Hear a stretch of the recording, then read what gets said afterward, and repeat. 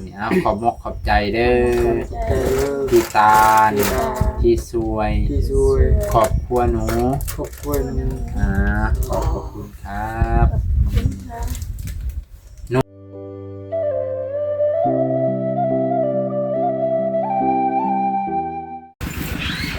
ทักทายสบายดีพี่น้องเบิดสุขุทุกคนเด้อตอนแรงๆตอนเย็นๆมานี่มาเฮือนน้องแดงน้องแตงพี่น้องฝนก็กำลังสิตกเปปะอยู่พอดีบ่าวนงมาตามคำเรียกห้องของเพื่อนเพิ่นเนาะมานี่ก็เลยมาเป็นสะพานบุญให้เพิ่นพี่น้องบ่ได้มาโดนเลยวันนี้ก็มาอยู่พี่น้องเว้าคือโดนเนาะมันนี่ก็เลยมาตอนแรงๆไปพี่น้องฝนก็สิตกบ่าวน้องก็มาติดธุระพอดียันมื้ออื่นข้าวเวียกก็เลยมาตอนแรงก็เพราะว่าน้องแดงเพิ่นตอนกลางเว้นเพิ่นไปดำหน้าหรือไปลกกาเฮาก็เลยมาตอนแรงไปพี่น้องเพิ่นจังสิเห็นเพิ่นเอ้าจะได้ก็ให้กำลังใจเด้อพี่น้องขอบใจขอบพระคุณทุกไลค์ทุกแชร์ทุกคอมเมนต์และให้กำลังใจมาโดยตลอดขอบพระคุณหลายๆพี่น้องลงมาทางลมตีน้องแดง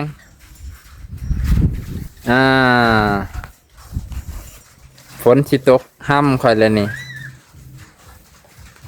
เวลาบ่ค่อยถ่าไฟเพื่อและรถไฟไปตามเวลาแตกบนน้อไฟนี่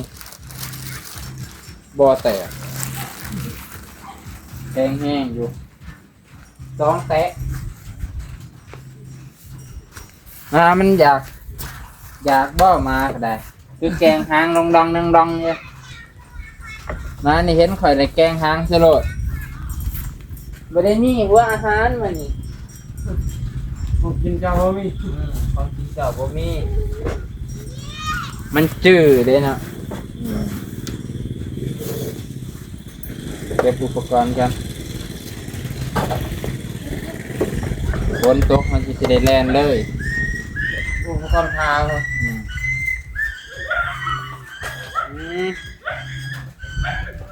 เดี๋ยวว่ามาได้ไม่เจ็บแล้ว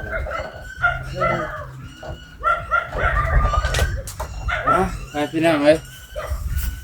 บรรยากาศทั้งลมที่ได้บัดย่านแต่ฟ้าเงียบเหลื่อมเลยฝนตกค่อนๆไปในหันย่านกว่ามันย่านแต่ย่านเพิ่นลงบัดเดียวหันแล้วบ่ได้ย่านหยังดอกจะไหนวัด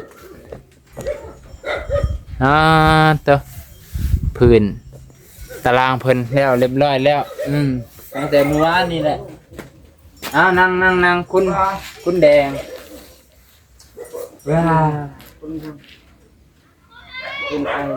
เป็นวัดบ่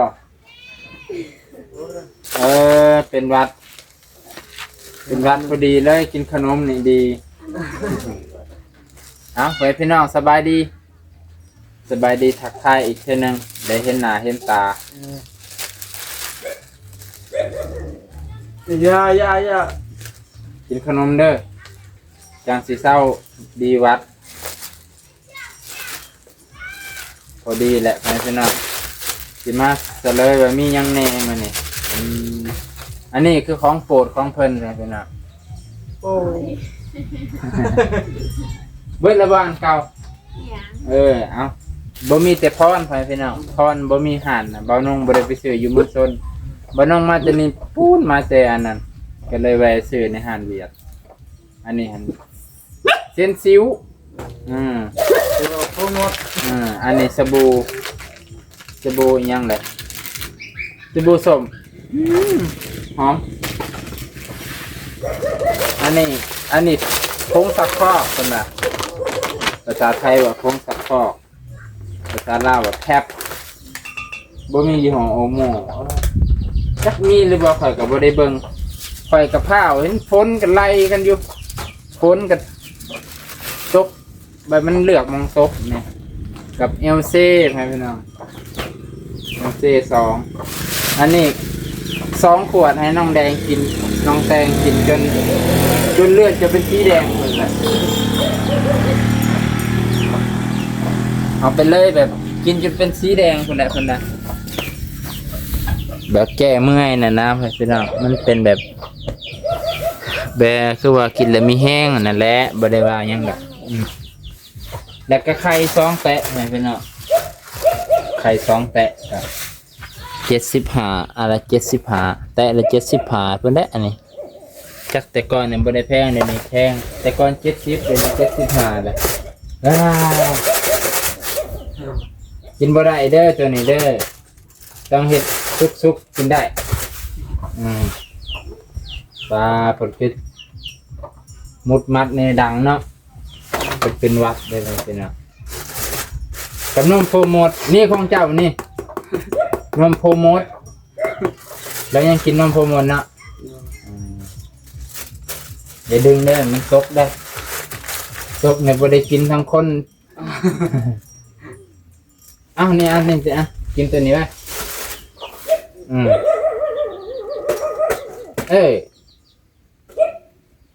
ไปเป็นเอาทั้งเบิดนี่ประมาณ600,000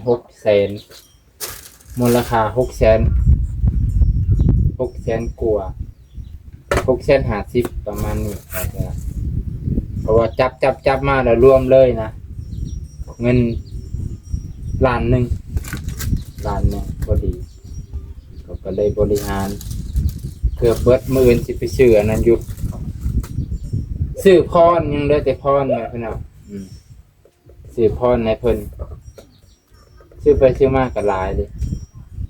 เบิ่งขึ้นน้อยเดียวตัวนี้จักเท่าไรก็บ่ฮู้แต่ปกติ250,000บ่ตัวนี้โปรโมทก็สิแพงอยู่โปรโมทลังนึงนะไปเป็นอังมื้อนี้ก็เลยมาเป็นสะพานบุญให้น้องแดงน้องแตงให้ที่ตาลเพิ่นที่อยู่ประเทศไทยให้เพิ่นน่ะเพราะว่าเมื่อวานนี่เพิ่นให้มาถามว่าปูนน้องแดงมันหลายบ่เห็นเพิ่นเฮ็ดผู้เดียวก็เลยมาถามเบิ่งว่าพอดี4ศอกน่ะพอดีเลยพอดีเลยก็เลยบ่ได้ซื้อปูนคันซื้อก็คือเอามายากอยู่เนาะว้า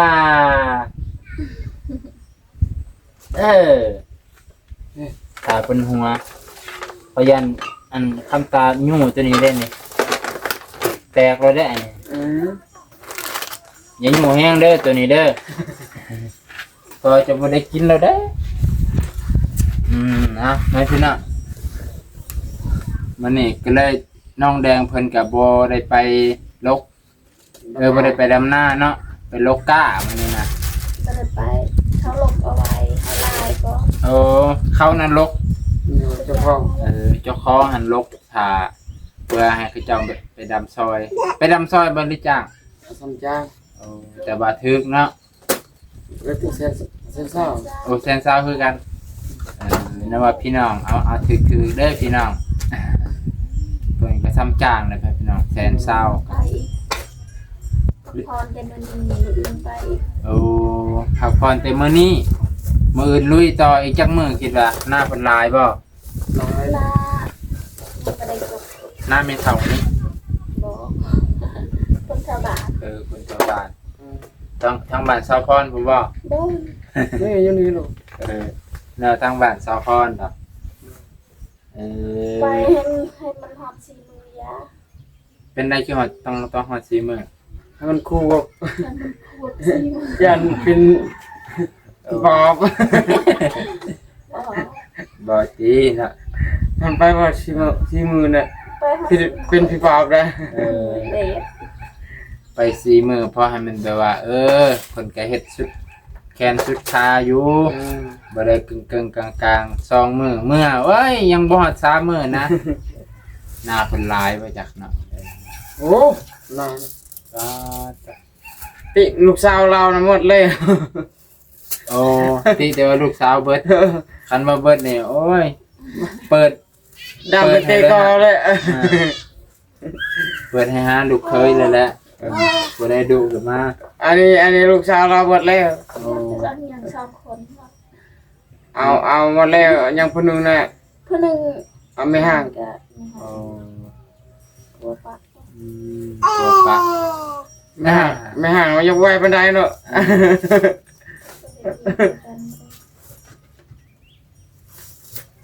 เอ้ย ยังไงลังไปพุ่นเด้อ ง่ายเลย นั่นๆ อะไรเลย ๆเป็นแห้งโตเบาซ้ำ อืม แกะเอาออกเลย เป็นอยากขนมแหละกินแต่ซองพออันซองผัวเมียนี่แหละคำเต็มก็บ่อยู่ พูดเด็กเป็น บ่คำเต็มนี่เพิ่นคำเต็มลืมกันแล้ว เห็นเลยเอามันมาให้พอกินแล้วขนม พอก็เอาไว้ตัวนี้ให้เราเห็นที่ตัวนี้บัดใกล้สิเบิดแล้วตัวนี้ให้เราเห็นบัด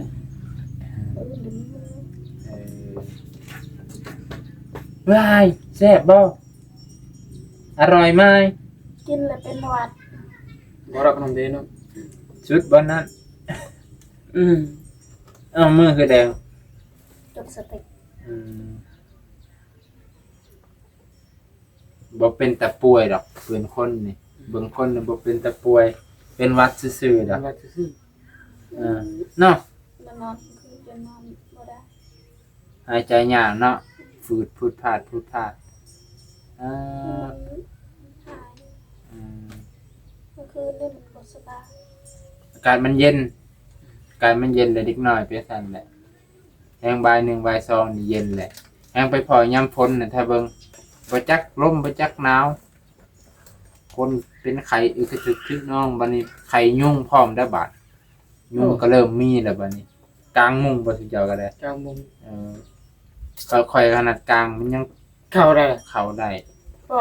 รวยอยู่ มันได้กินเหือเฮาเด้มันได้กินเหือเฮาแล้วมัน เนี่ย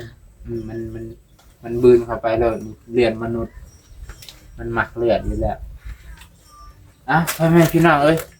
บ่าวนุ่งก็สิอำลาพาจากเพียงเท่านี้ก่อนมันนี่จักโมงแล้ว4:30พอดีพ่อแม่พี่น้องตัว4:30พอดีเด้อมื้อนี้ถือว่าจบภารกิจในการมาหาน้องแดงน้องแตงมื้อนี้เบิดมื้อเลยเนาะ เยี่ยว่าขนม ไปเฮือนน้องมิแม่มังกรนั่นแหละมากะกระจายค่าเสาของแม่จันดีแล้วก็มาเป็นสะพานบุญให้พี่ตาลเพิ่นอยู่ประเทศไทยก็จบพิธีมื้อนี้ไปพี่น้องมื้ออื่นจังว่ากันใหม่จังลุยกันต่อสิไปทางไหนสิมาทางไหนจังว่ากันรอติดตามชมตอนต่อไปมื้อนี้ขอบมกขอบใจเอ่ยเพิ่นแน่โดยขอบมกขอบใจเด้อพี่ตาลที่สวย ที่สวย ครอบครัวหนู ครอบครัวนึง ขอบคุณครับหนูจะได้คนปัจจุบัน เป็นตัวแทนดาวให้น้องแดงเด้หนูใหญ่เนาะหนูพุกไปก็เด้อคำตาเด้อคำตาไปก่อน FC กินฮอดคือเก่าคือเดิมนั่นแหละไอ้พี่น้องมื้อนี้ก็สิจบเพียงเท่านี้บรรยากาศตอนแรงๆเป็นกับแล้วให้แล้วหน้าตอนแรงเบิ่งฝนพ่อพี่น้องก่อมันบ่าวน้องกับรีบๆเร่งๆในฝนเนี่ยมันไหลมาใครตัวมันไปทางลัดใดในมื้อนี้คันฝนตกแห้งๆมันไปทางลัดบ่ได้มันเป็นห้วยบรรยากาศตอนแรงๆไปพี่น้องก็สิได้อำลาพาจากกลับก่อนเบิดสู่กูสู่คนเด้อมื้อนี้บ่น้องกับอันนี้มาหาน้องแดงน้องแตงเพื่อนซานลานแปนเพิ่นสะอาดสะอ้างคือเก่านั่นแหละเพิ่นน้องมีหยังทิติเพื่อนสะอาดน่าอยู่น่าอาศัยร่มเย็นเหมือนเดิมเพิ่มเติมได้เทพื้นแล้วมานี่ขอบพระคุณในไลน์ที่รับชม